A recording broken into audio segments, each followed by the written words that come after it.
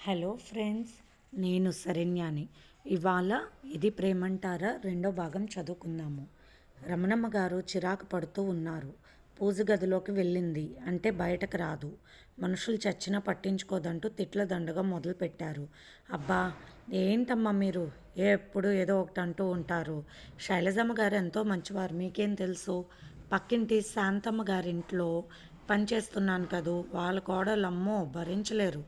అలాంటి వాళ్ళైతే మీకు తెలిసేదంటూ నసుకుతూ అంట్లు తోముకుంటుంది వరాలు. శైలజ వచ్చి అత్తయ్య గారు పిలిచారా అని అడిగింది. పర్వాలేదు మహాతల్లి, ఇప్పటికైనా వినిపించింది. తల మండిపోతూ ఉంది, కడుపులో నొప్పిగా ఉంది, కాలు పీకేస్తున్నాయి అంటున్న రమణమ్మ గారి వైపు చూసి, వరాలు పీకి నొక్కేయమ్మా, పీడ పోతుంది అనుకుంది మనసులో. మమ్మీ డబ్బులు అన్నాడు తేజ. ఎందుకు అన్నది శైలజ. ఎందుకు అని చెప్పాలా? మగపిల్లాడంటే బయట తిరిగేవాడు, ఖర్చులు వాడుకుంటాయి. నీకు బోడి పెత్తనం, నా మనవడు అడుగుతుంటే ఇవ్వు అంటూ పెద్దగా అరిచింది రమణమ్మ. ఎందుకు తేజ, నిన్ననే 1000 తీసుకున్నావు, మళ్ళీ ఈరోజు డబ్బులు దేనికి అడుగుతున్నావు అన్నది శైలజ. చూడు నాన్నమ్మ, డబ్బులు అడుగుతుంటే ఏదో ఒకటి అంటూ ఉంటుంది మమ్మీ. అదే శ్రీ అడిగింది అనుకో వెంటనే ఇస్తుంది అన్నాడు కోపంగా తేజ. ఏం చేస్తావురా నాయన, ఆడపెత్తనం అంటున్న రమణమ్మ గారి మాటలకు అది కాదు అత్తయ్య గారు అంటున్న శైలజను అస్సలు మాట్లాడనివ్వలేదు రమణమ్మ గారు. ఇదిగోరా డబ్బులు అంటూ ఇచ్చారు రమణమ్మ గారు. ఆమె దగ్గర ఉన్న పింఛన్ డబ్బులు మా నానమ్మ చాలా మంచిది అంటూ పొగుడుతూ డబ్బులు తీసుకుని వెళ్ళిపోయాడు తేజ. తేజ ఈ మధ్యన రాత్రులు కూడా ఆలస్యంగా వస్తున్నాడు. చదువుతున్నది ఇంజనీరింగ్ ఫస్ట్ ఇయర్. భయంగా ఉంది. ఏమిటో అత్తయ్య గారి ధోరణి అని బాధపడిపోయింది శైలజ. ఇదిగో శైలజ, నాకు ఆ డబ్బులు కావాలి, పెద్దోడు కూతురికి చీర కొని పెట్టాలి, ఇవ్వు అంటూ పెద్దగా అరిచింది రమణమ్మ గారు. తన దగ్గర ఉన్న డబ్బులు 1000 రూపాయలు తీసుకువచ్చి అత్తగారికి ఇచ్చేసింది శైలజ. స్నానం చేసి అప్పుడే బయటకు వచ్చిన శ్రీ, ఏంటి నానమ్మ ఇష్టం వచ్చినట్టు వాడికి డబ్బులు ఇస్తున్నావు? వాడేం చేస్తున్నాడో నీకు తెలుసా, నాకు తెలుసా? వాడి ముందే అమ్మని తిడితే వాడికి భయం ఎలా ఉంటుందంటూ కోపంగా అరిచింది శ్రీ. అలా పెద్దవాళ్ళకి ఎదురు చెప్పకు శ్రీ అన్నది కోపంగా శైలజ. నోర్ముయ్, ఆడముఖాలను ఇలా పెంచుతారా? హద్దు పద్దు లేకుండా 1000 పెంపకాలు తగిలయ్యా అని తిట్టుకుంది రమణమ్మ. ఇందాకడనగా ఒళ్ళంతా బాధగా ఉందని చెప్పాను, గతి మోక్షం లేదని అప్పుడే కూర్చుంటున్న కోడలి వైపు చూసి తిట్టుకుంటూ ఉన్నది రమణమ్మ. వెంటనే తల మండుతుంది అన్నది కదూ అత్తయ్య అని అంటూ కొబ్బరి నూనె తెచ్చిపెట్టింది శైలజ. కడుపులో నొప్పి అన్నారు కదూ అనుకుని మాధ్య ఫలరసాయనం ఇచ్చింది. కాలు నొప్పులన్నది. అత్తగారి కాళ్ళకు కొబ్బరి నూనె రాసు పక్కకు వచ్చింది శైలజ. ఏది కూడా అడగదు, ఇది కావాలి అని బాధలు చెబుతుంది. దాన్ని బట్టి మనమే ఆవిడకి ఏమి కావాలో అర్థం చేసుకుని వెళ్ళాలి. ఇంతలో అత్తగారు ఫోన్లో మాట్లాడుతుంటే విన్నది. బావగారు చేసినట్టున్నారు. ఎందుకురా, మగపిల్లవాడిని భయంగా పెంచాలి, కష్టం సుఖం తెలుపుతూ అలా వదిలేయకు, వాడికి డబ్బులు ఇవ్వకు అంటూ పెద్దగా అరుస్తూ చెబుతున్నారు. అత్తగారిని బావగారు వాళ్ళు అస్సలు పట్టించుకోరు, ఒక్క పూట కూడా చూడరు. కానీ ఎప్పుడు బావగారు తోడుకోడలు వాళ్ళ పిల్లలను తలుచుకుంటూ మురిసిపోతూ ఉంటుంది. తనకొచ్చిన పింఛన్ డబ్బులు మొత్తం కూడా వారికి ఏదో ఒక రూపంలో ఇచ్చేస్తుంది. వాళ్ళకు అందుకు ఇవ్వాలి, ఇందుకు ఇవ్వాలి అంటుంది. కనీసం ప్రేమతో ఒక 100 రూపాయలైనా ఇంట్లో పిల్లలు పుట్టిన రోజుకు అయినా కూడా ఒక్క పైసా ఇవ్వదు, దీవించదు. మామగారు చనిపోయాక ఉన్న ఇల్లు పొలం అమ్మి డబ్బులు పెద్ద బావగారు వాళ్ళకే ఇచ్చేసింది. పైపెచ్చు నా చేతిలో రూపాయి పాపాయి ఉండాలిరా అంటూ ఏదో ఒక 100, 200 అడిగి తీసుకుంటూ ఉంటుంది శ్రీధర్ దగ్గర. 2 చేతులతో సంపాదిస్తున్నారు బావగారు. ఇల్లు కట్టారు, ఎన్నో ఆస్తులు కొన్నారు, అమ్మాయి పెళ్ళి కూడా చేసేశారు. కొడుకు కూడా మంచి చదువులు చదువుతున్నాడు. ఇవ్వడం తప్పు కాదు, కానీ ఇక్కడ తమ పిల్లలకు కూడా ఆ ప్రేమను పంచితే బాగుంటుంది అనిపిస్తుంది. శ్రీధర్ దేవుడు లాంటి వారు. తల్లిని ఏ స్వార్థం లేకుండా ఎంతో ఇష్టంగా చూస్తారు. కానీ ఆ సుఖాలు పొందుతూ ఇక్కడున్న కొడుకు బాగుని అస్సలు చూడరు అత్తగారు. ఎంత ఆశ్చర్యం! పైగా అక్కడ మనవడు బాగా ఉండాలి అని బుద్ధులు చెబుతూ ఇక్కడ మనవడు ఏమైపోతాడో అని కూడా లేకుండా ఈ విధంగా తయారు చేస్తూ ఉన్నది ఏమిటో అని బాధగా అనుకుంది శైలజ. ఒకసారి అత్తగారి స్నేహితురాలు ఫోన్ చేస్తే అత్తగారి మాటలను తనే స్వయంగా విన్నది. నాకు ఇష్టం లేదు, ఎక్కువ కట్నం రాదు అని చెప్పినా కూడా ఈ శైలజని చేసుకున్నాడు. అందువల్ల ఏమేమి బాధలు వస్తాయో వాడికి తెలియాలి. నా మనసు ఎంత బాధపడిందో అలాగే వాళ్ళ పిల్లలు వాళ్ళకి ఎదురు తిరిగితే తెలుస్తుంది అని అంటున్న అత్తగారి మాటలు విని ఆశ్చర్యపోయింది శైలజ. ఇదంతా మాయా ప్రపంచం అనుకుంది. నిజంగా గౌరవంతో ప్రేమగా చూసినా కూడా ఏదీ దక్కదు అని ఆలోచిస్తూ అలాగే ఉన్నది శైలజ. అమ్మా, టిఫిన్ చేసావా, ట్యాబ్లెట్ వేసుకున్నావా అంటున్న స్త్రీ వైపు చూసి కళ్ళల్లో నీళ్లు పెట్టుకుంది శైలజ. తనకు పెళ్లి జరిగిన తర్వాత సంవత్సరంలోనే తల్లిదండ్రులను పోగొట్టుకుంది శైలజ. తోబుట్టువులు ఎవ్వరూ లేని శైలజకి తన కుటుంబం తన అత్తగారి ఇల్లే అని ఎంతో బాధ్యతగా ప్రేమగా ఉండేది. ఎన్నో బాధలు పడింది అత్తగారితో తోడికోడలతో. కన్నవాళ్ళ ఆస్తులు వారి తదనంతరం వచ్చాయి కాబట్టి తనకు ఖర్చు పెట్టే విషయంలో కొన్ని లెక్కలు మాత్రం తగ్గాయి.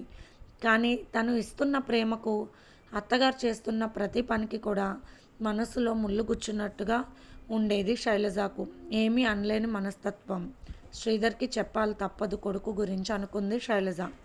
పని మనిషి, అమ్మ పనంతా అయిపోయింది, వెళ్తున్నాను, మీరు కాస్త కూర్చున్నారు కదూ, ఏంటో మళ్ళీ ఏదేదో మాట్లాడుతున్నారు, మీ అత్తగారు వెళ్ళి చూడండి అని చెప్పి బయటకు వెళ్ళిపోయింది వరాలు. పక్కపక్కే ఇల్లే అయినా రెండిళ్లల్లో అత్తలకు కోడలకు నక్కకి నాగలోకానికి ఉన్నంత తేడా ఉంది. ఏది ఏమైనా సుఖం ఎక్కడా లేదనుకుంటూ వెళ్ళిపోయింది వరాలు. ఆ ఇళ్లకు ఎదురుగా స్థలం కొన్ని ముచ్చటైన పొదరిల్లులా కేరళలో ఉన్న అవుట్ హౌస్ లాగా కట్టించారు. చాలా అందంగా. స్థలం కొన్నప్పుడు చుట్టూ చెట్లు వేయడంతో ఇల్లు కట్టేసరికి చెట్లు చక్కగా పెరిగాయి. అందంగా కత్తిరించి ఉంచడంతో ఇల్లు ఆ ఇంటి ముందు కూడా చాలా అందంగా ఉంది.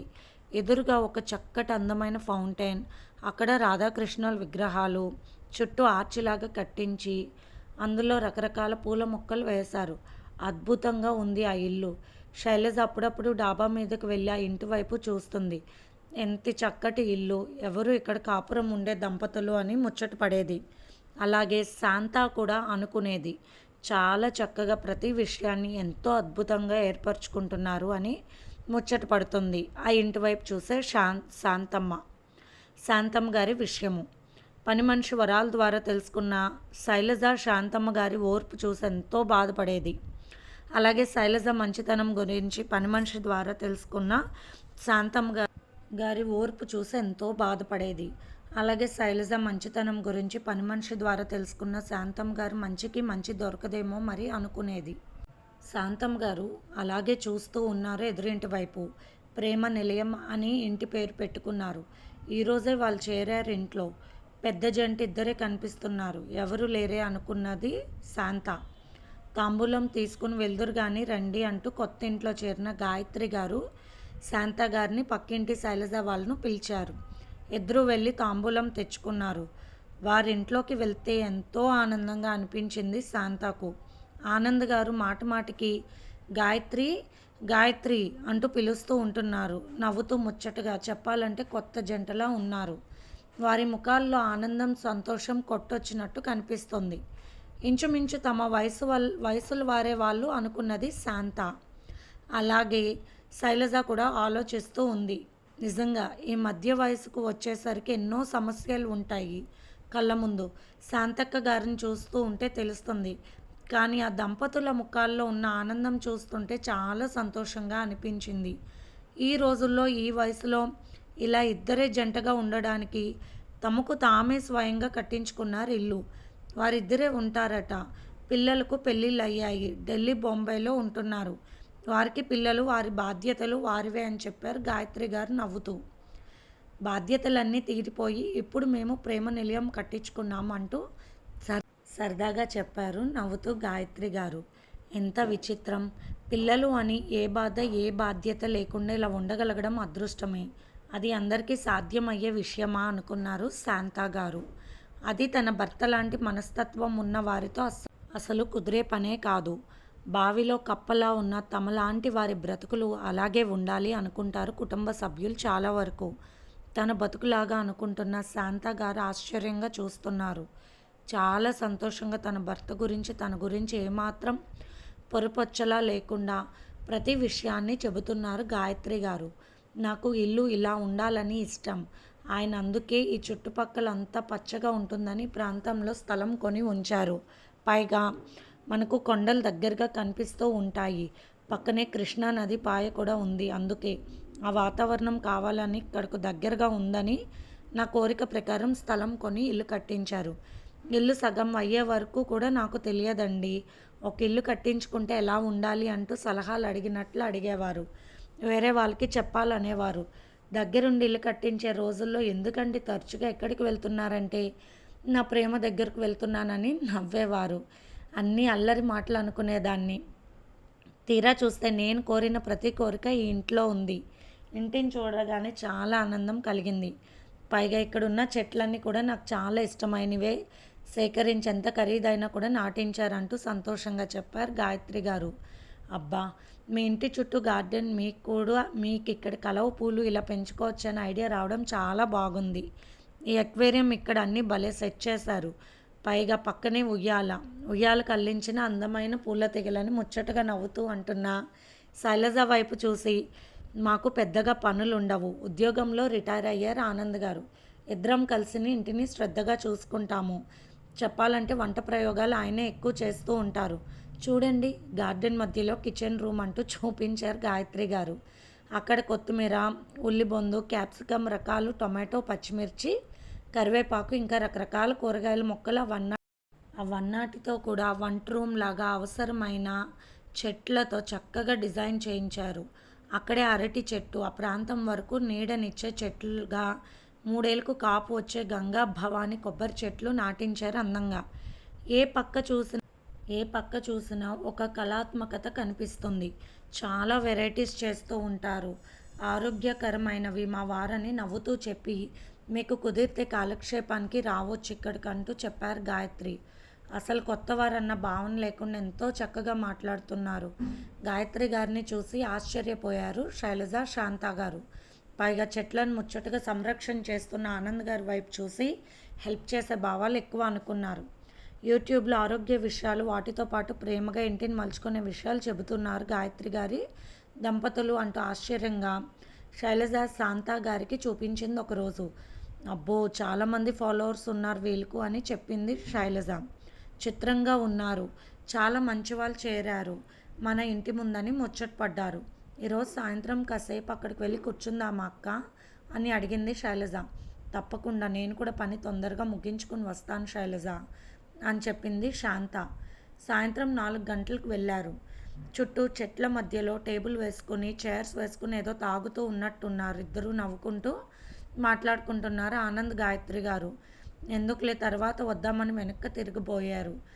శాంత, శైలజ రండి రండి పర్వాలేదు అంటూ ఆహ్వానించింది గాయత్రి. వారిని చూసి రండి కూర్చోండి, అల్లం ఇలాచీ టీ తాగుతున్నాము, తాగుతారా అంటూ నవ్వుతూ అడిగారు గాయత్రి గారు. లేదు, ఇప్పుడే తాగి వచ్చామని చెప్పారు ఇద్దరు. మీరంతా ఆనందంగా ఉన్నట్టు కనిపించడం లేదు అన్నది గాయత్రి శాంత వైపు చూస్తూ. పర్వాలేదు, మీ మనసులో ఉన్న బాధ చెప్పండి, ఏదైనా తెలిస్తే సలహా నేను చెబుతానంటున్న గాయత్రి గారి వైపు చూసి, ఏం చెప్పమంటారు, నా ఇంటి పరిస్థితి ఇది అని చెప్పారు బాధగా శాంత గారు. గాయత్రి, శైలజ వింటూ ఉన్నారు శాంత గారి మాటలు. చక్కటి పాటలు పెట్టుకుని డాబా మీదకు వెళ్ళారు ఆనంద్ గారు. శాంత గారు, మీరు మొదటి నుంచి కూడా మీ భర్త గారు బాగా చదువుకున్నారని విపరీతంగా గౌరవించేవారు. మీ విలువ మీరు తీసుకున్నారు. మిమ్మల్ని మీరే తక్కువ చేసుకున్నారు. మనం ప్రతి పనిని పంచుకుని ప్రేమతో చేయాలి. అంతేగాని ఏదో భారం మోస్తున్నాను, ఈ కుటుంబానికి సేవ చేస్తున్నానన్న భావంతో చేసేది భారమే అవుతుంది, పూర్తి బాధ్యత కూడా కాదు అంటున్న గాయత్రి వైపు అలాగే చూశారు శాంత. శైలజ కూడా విచిత్రంగా చూస్తూ ఉంది. అవును, భార్యాభర్తలు ఇద్దరూ కూడా ఒకరి మీద ఒకరు ప్రేమతో ఉండాలి. వారిద్దరి ప్రేమను వారిద్దరూ ఒకరికొకరు ఇచ్చుకునే గౌరవం చూసి కుటుంబ సభ్యులు కూడా వారిని గౌరవిస్తారు. వారికంటూ ప్రత్యేకమైన ఒక స్థానం కూడా ఇస్తారని వారి మనసుల్లో నిజం. ఈ విషయం ఆశ్చర్యమేమీ కాదు. భర్త గౌరవించినదే ఎవరు గౌరవించరు అన్నది గాయత్రి. అవును, అదే నా ఉద్దేశం అని కూడా అన్నారు శాంత గారు. మీలో ఉన్న ప్రత్యేకమైన విషయాలను మీరే మర్చిపోయారు.